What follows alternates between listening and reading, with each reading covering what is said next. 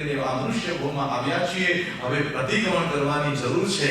અને પ્રતિક્રમણનો અર્થ છે જે પણ તારા દુષ્કૃત્યો હતા એનાથી તારે પાછા વળવાનું છે, એનાથી તારે પાછું અભિમુખ થવાનું છે કે હે પ્રભુ, મારાથી અપરાધો થયા છે, કેટલાક અપરાધો જાણીને કર્યા છે, કેટલાક અપરાધો જાણ્યા વગર થયા છે, કેટલાક વિચારીને થયા છે, કેટલાક વિચાર્યા વગર થયા છે, કેટલીક સ્વેચ્છાપૂર્વક મેં પાપનો બંધ કર્યો છે, ક્યારેક અસ્વેચ્છાપૂર્વક પણ પાપનો બંધ થયો છે. દરેક જીવો સાથે મૈત્રી સાધવાની છે, પણ કોક સ્વાર્થના દુર્ગંધના કારણે મેં મૈત્રીને તોડી નાખી હોય, મારા વ્યવહારને તોડી નાખ્યો હોય. જીવે જીવ સાથે મૈત્રી બાંધવાની એની જગ્યાએ જળ સાથે મૈત્રી બાંધી અને જીવો સાથે દ્વેષ કર્યો હોય, તો હે પરમાત્મા, આજના દિવસે હું આજ ચતુર્વિધ સમક્ષ અને પરમાત્મા તારા સમક્ષ આ બધા પાપોને ઓસરાવી દઉં છું. અપાણમ ઓસરાવી, આ પાપોને ઓસરાવવાનો દિવસ, આત્માને શુદ્ધ કરવાનો દિવસ, મનને પવિત્ર કરવાનો દિવસ. આ આનંદ શ્રાવકને અવધિ જ્ઞાન કેટલું થયું. ગૌતમ સ્વામી જ્યારે થોડી બુદ્ધિ ચલાવી અને આનંદ શ્રાવકે કહ્યું કે મને આ બાજુ 500 ધનુષ્ય જેટલું દેખાય, 500 યોજન જેટલું દેખાય છે, ઉપર મને 500 યોજન જેટલું દેખાય છે, ત્યારે ગૌતમ સ્વામી આમ લોકો બોલાવ્યો, ના એવું ન થાય. આનંદ શ્રાવક કહે છે આવું ન બની શકે, આટલું બધું અવધિ જ્ઞાન શ્રાવકને ન થાય. તમે પ્રાયશ્ચિત લો, તમે વ્રત લીધા છે સત્ય બોલવાનું, તમે અસત્ય બોલી રહ્યા છો. ગૌતમ સ્વામી બુદ્ધિ ચલાવીને પાછા કહે છે તમે પછાડ કરો, તમે આ પ્રાયશ્ચિત લઈ લો, કારણ કે તમે આ વ્રતની અંદરમાં ખોટું બોલી રહ્યા છો કે શ્રાવકને આટલું અવધિ જ્ઞાન ન થાય. ત્યારે આનંદ શ્રાવક હાથ જોડીને કહે છે કે હા ગૌતમ સ્વામી, તમે કહો છો પ્રાયશ્ચિત લેવાનું, પણ સત્યનું પ્રાયશ્ચિત હોય કે અસત્યનું પ્રાયશ્ચિત? શું કહે છે? પ્રાયશ્ચિત કોનું હોય? સત્યનું હોય કે અસત્યનું હોય? તો કે ખરેખર આટલું તમને થયું છે, આટલું થાય નહીં. સીધા ગૌતમ સ્વામી પ્રભુ પાસે ગયા. છઠના પારણે છઠ કરનારા એ ગૌતમ સ્વામીએ પારણાની ગોચરી સાઈડમાં મૂકી. પ્રભુ જ્યાં વિરાજમાન છે ત્યાં ગૌતમ સ્વામી અંજલિકરણ કરી અને બેસે છે અને પ્રભુને કહે છે કે પ્રભુ, આજે હું ભિક્ષા માટે ગોચરી માટે ગયો હતો અને ત્યાંથી નીકળતા વાત સાંભળીને આનંદ શ્રાવકને ત્યાં ગયો હતો. મેં આનંદ શ્રાવકને પ્રશ્ન કર્યો, એને મને જવાબ આપ્યો કે અવધિ જ્ઞાન આટલું થયું છે તો શું શ્રાવકને 500 યોજન જોઈ શકે એટલું અવધિ જ્ઞાન થઈ શકે? ભગવાન મહાવીરે કહ્યું કે હે ગૌતમ, શ્રાવકોને પણ આટલું અવધિ જ્ઞાન થઈ શકે. સાહેબ, મેં તો એમને ના પાડી, પ્રાયશ્ચિત લેવાનું કીધું, તો તમે ક્ષમા યાચના કરી. શું કરવા જાઓ? તમે ક્ષમા માંગવા જાઓ. હવે આ શ્રાવક અને આ ગણધર, બોલો પોસિબલ છે? હા, છે પોસિબલ? ગણધરનો પહેલો નંબર મતિ જ્ઞાન, શ્રુત જ્ઞાન, અવધિ જ્ઞાન, મંતવ્ય જ્ઞાન, આ ચાર જ્ઞાનનો માલિક, 28 લબ્ધિઓનો માલિક, જેને પણ ઓઘો રજોરણ આપે અને રજોરણ જેવો એના હાથમાં મૂકે, કરેલી બંતેનો પાઠ ભણે, ત્યાં તો સામેના વ્યક્તિને શું થાય?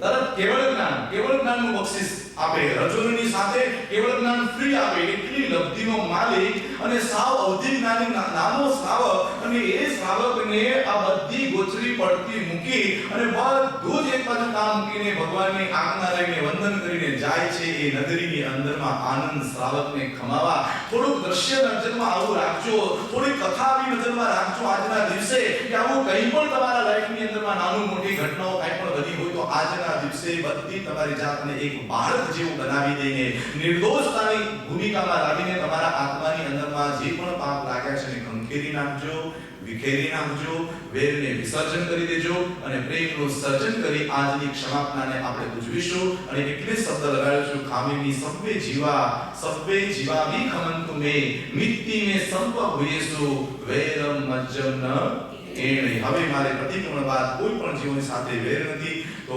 ઘરની અંદરમાં પ્રતિક્રમણ પત્યા પછી બધા એકબીજાને તો ક્ષમા યાચના કરશે, પણ જેની સાથે તમે નથી બોલતા, તમારે જેની સાથેનો વ્યવહાર નથી, એ બધાને તમે આજે ખમત કામના કરી લેજો. ટ્રસ્ટી હોય, મંત્રી હોય, પ્રમુખ હોય, અડોશ હોય, પડોશ હોય, જે પણ હોય, એને મારા માટે ભલે અહિત કર્યું, આપણા માટે બધા માટે ભલે અહિત કર્યું, પણ બધા જીવોને આજે પ્રેમથી ખમાવી લેજો, કારણ કે જેના જેવા કર્મના ઉદય હોય એવો એ વ્યવહાર કરે છે. જે પણ વ્યક્તિ, હું કે તમે બધા જેને જેવા કર્મનો ઉદય થાય એવા કર્મના ઉદય એને ભોગવવા પડે છે, અને એવા ઉદયની અંદરમાં જીવ આવીને કઈ ગલત વિચારણા કરી લે, કઈ ગલત નિર્ણયો કરી લે, અને કઈ અહંકારની અંદરમાં આવીને ન કરવાનું કૃત્ય પણ કરી લે, પણ એના પ્રત્યે દ્વેષ ભાવ ન રાખતા, એના પ્રત્યે કોઈ નફરત ભાવ ન રાખતા, સદભાવ લાવી ભગવાન મહાવીરના આ શિષ્ય ગણધરની નજરમાં લાવી આનંદ શ્રાવકને ખમાવા જતું એ દ્રશ્ય નજરમાં રાખી અને ત્યાં જઈને મસ્તક નમાવીને હાથ જોડીને કહે, ગૌતમ સ્વામી કે મારી ભૂલ થઈ ગઈ, મેં જે નિર્ણય આપ્યો ખોટો હતો, શ્રાવક તમારું જે અવધિ જ્ઞાન છે મારા પ્રભુએ કહ્યું છે એ બરાબર છે, હું તમને ખમાવું છું. કોણ બોલ્યા શબ્દ? સમજ્યા કે નહીં? એટલે કંઈ પણ તમને કાંઈ પણ થયું ને બધું આજે ખંખેરી નાખો. શું કરવાનું? મારું પ્રવચન રાખજો, બાકી બધું શું કરવાનું? બધું કે મારા એક મિત્ર છે મુંબઈમાં, એક મને કહેવાય તમે પ્રવચન આપવાનું બંધ કરો, બધા સાંભળી નીતિ ચાલ્યા જાય, સાવ ખંખેરીને જતા રહે છે. હું નિરાશ ન થયો, મેં જવાબ આપ્યો કે નદીના કિનારે કે દરિયાના કિનારે રૂમાલ પાથરીને આપણે બેસીએ, અને બેસીએ એટલે ઊભા થઈએ એટલે શું કરીએ પછી એને દરેકનો અનુભવ છે, આમ કરીને આમ ખંખેરીને ઊભા થાય. ગમે તેટલું ખંખેરી નાખીએ વિનયભાઈ, રૂમાલમાંથી આપણે ગમે તેટલું ખંખેરી નાખીએ પણ થોડું તો ચોટે કે ન ચોટે? થોડું તો ચોટી જ જાય. આવી કોક આશાએ તમારી સામે મેં 18 લેક્ચર આપ્યા.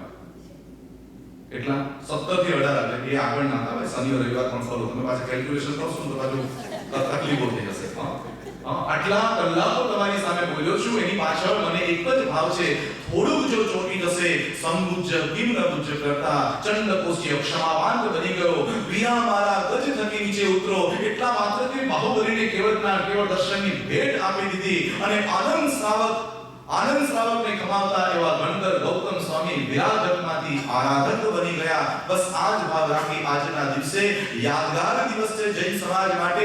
જેમ અક્ષય તૃતીયા યાદગાર છે, એમ આ સંવત્સરીનો દિવસ પણ યાદગાર એટલા માટે કે ઋષભદેવના વખતમાં જ્યારે માંસાહાર ચાલ્યો, એકબીજાની ચોરી કરી લે, એકબીજાને લોકો વસ્તુ પડાવી લે, આહાર નતો મળતો, ત્યારે આ સંવત્સર નામનો વરસાદ પડેલો, અને સંવત્સર નામના વરસાદના કારણે આખું વર્ષ એક જ વખત વરસાદ પડે અને આખું વર્ષ ખેતી કરી શકે, અને શાકાહાર માટે ધન ધાન્ય અને અનાજ પ્રાપ્ત થાય એવો સરસ મજાનો વરસાદ પડ્યો કે જ્યાં આગળ ચારે બાજુ લીલાછમ ખેતરો થયા, અનાજ પાકવા લાગ્યા, ધાન્ય પાકવા લાગ્યું. એટલે ત્યારથી એ દિવસ શાકાહાર દિવસ થયો, માંસાહારનો દિવસ બંધ થયો, પ્રાણીઓની હિંસા બંધ થઈ, અને બધા લોકોએ, એ ખાલી જૈનની વાત નથી કરતો, સારા એ સમાજની અંદરમાં બધી જ્ઞાતિના લોકોએ આ સંવત્સર દિવસને મુખ્ય બનાવી દીધો. એટલે તમે જોઈ શકો છો જૈન ધર્મની અંદરમાં પટેલો પણ જૈન ધર્મ કરે છે, વૈષ્ણવ પણ જૈન ધર્મ કરે છે, કેટલાક આચાર્યો, તમને કહું કેટલા આચાર્યો બ્રાહ્મણો છે અને આચાર્યની કોટી સુધી પહોંચ્યા છે. એવા કેટલા એક્ઝામ્પલો તમને આપું, અને સૌથી મોટું એક્ઝામ્પલ તમને આપું કે તીર્થંકરો બધા જ ક્ષત્રિયો અને ગણધરો બ્રાહ્મણ. બરાબર છે? જૈનો વચ્ચે એટલે જૈન ધર્મ કોઈનો નથી, જે પાળે એનો, જે પાળે એનો.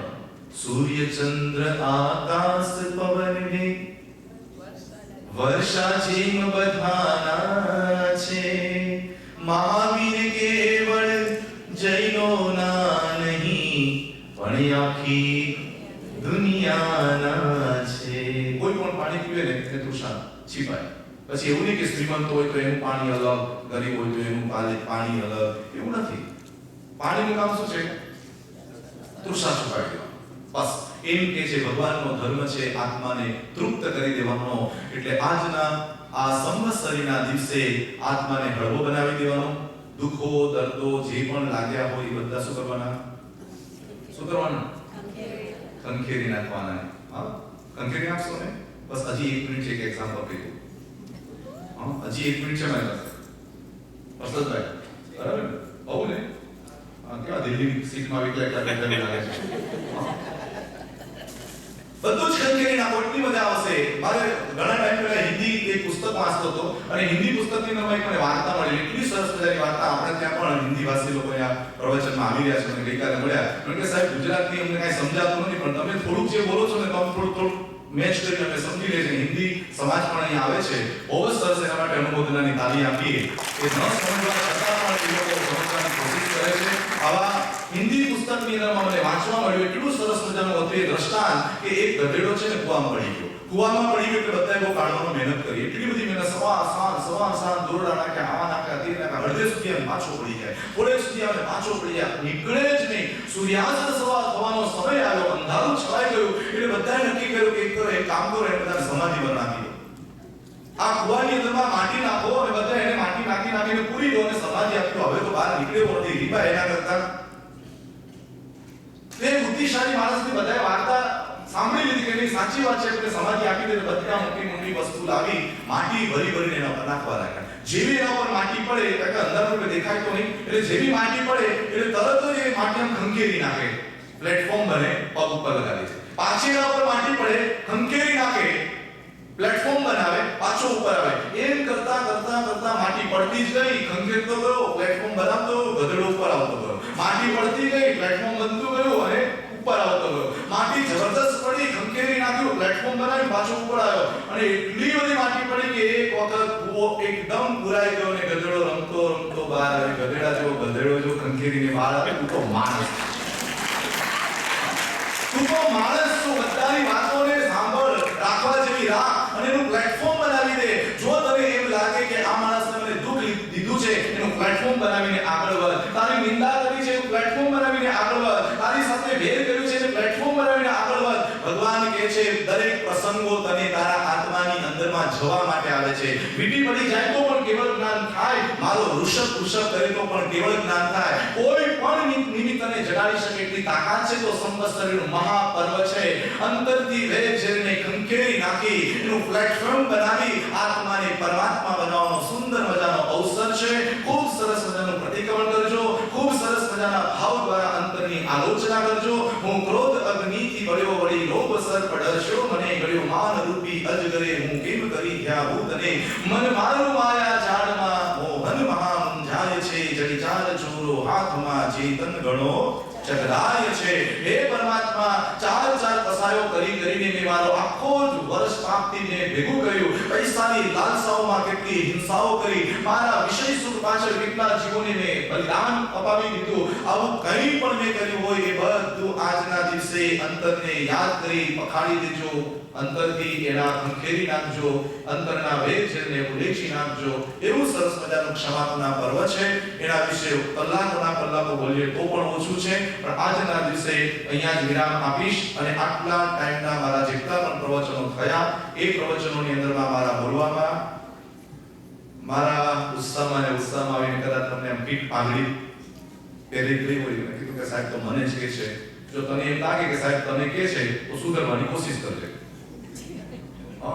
પ્રયત્ન કરજે કે આ મને લાગુ પડ્યું છે, લાવો મારા જીવનમાં સુધરી જાઓ. તો આવા કંઈ પણ મારા શબ્દો દ્વારા, મારા વ્યવહાર દ્વારા, મારા વર્તન દ્વારા અત્યાર સુધીના લગભગ જેટલા પ્રવચનો થયા છે એમાં બિફોર ટાઈમ હું પહોંચી જ ગયો છું. સંઘે મને પહેલા દિવસે કહ્યું હતું કે સાહેબ પ્રવચનના ટાઈમે તમે પહોંચી જજો, પણ મારી આદત છે કે પ્રવચન પહેલા 15 મિનિટ અહીંયા આગળ આવી જાઓ, હોલમાં કોઈ ના, તે પહેલા હું પહોંચી ગયો એટલે મને એમ થાય કે ચલો હું પહોંચી ગયો. બરાબર છે? તો સમયસર આવવાની કોશિશ કરી છે, છતાંય કંઈ બે ક્ષણો આગળ પાછળ થઈ ગઈ હોય તો આજના દિવસે એક વિષયોની અંદરમાં જે તમારી સામે મેં રજૂઆત કરી એ પ્રભુની કૃપા હતી, સરસ્વતી માતાની કૃપા હતી, ગુરુની કૃપા હતી, અનેક સંતોને આચાર્ય ભગવંતોના મારી સાથેના રહેલા આશીર્વાદનું આ બળ હતું અને એથી પણ વધારે આપ સૌ બધાના પુણ્યનો યોગ હતો. અને એનાથી પણ આગળ એક વાત કહું, મુનીશ્વર દાદાની જબરદસ્ત કૃપા હતી. આ કૃપાના વડે આપની સામે આટલા સુંદર મજાના પ્રદૂષણ પર્વ આપે બધાએ માણ્યા અને મેં તમારી સામે આ પ્રદૂષણ પર્વનો મહોત્સવ ઉજવવામાં હું નિમિત્ત બન્યો. માત્ર નિમિત્ત હતો, ઉપાદાન તમારું હતું. એટલે એમાં મારાથી કંઈ પણ ક્ષતિ થઈ હોય, શાસ્ત્રોના શબ્દો બોલતા, શાસ્ત્રોનું વિવેચન કરતા અથવા કોઈ પ્રશ્નો મને પૂછાને એને જવાબ આપવામાં કંઈ મારાથી ગલતી થઈ ગઈ તો હરિહંત અનંત સિદ્ધકેળી ભગવાનની સાક્ષી તસ્સમિચ્છામિ ગ્રંથ શ્રી શનના એક શબ્દોને હું ખમાવું છું. મારાથી કંઈ પણ ક્ષતિ થઈ હોય તો મન વચન કાયાથી હું તમારી ક્ષમા યાચના કરું છું, ક્ષમા માંગુ છું, મને ક્ષમા કરશો. મારા મિસિસ સીમા એ પણ અહીંયા છે, એના કોઈ વર્તન વ્યવહારથી તમારી સાથે કંઈ બોલી ચાલ્યું, કંઈ બની ગયું હોય, બન્યું નથી પણ છતાં પણ એવું કંઈ થયું હોય તો શ્રી શનની હું ક્ષમા યાચના કરું છું. ઈચ્છામિ ગ્રંથ. જય જીનેન્દ્ર.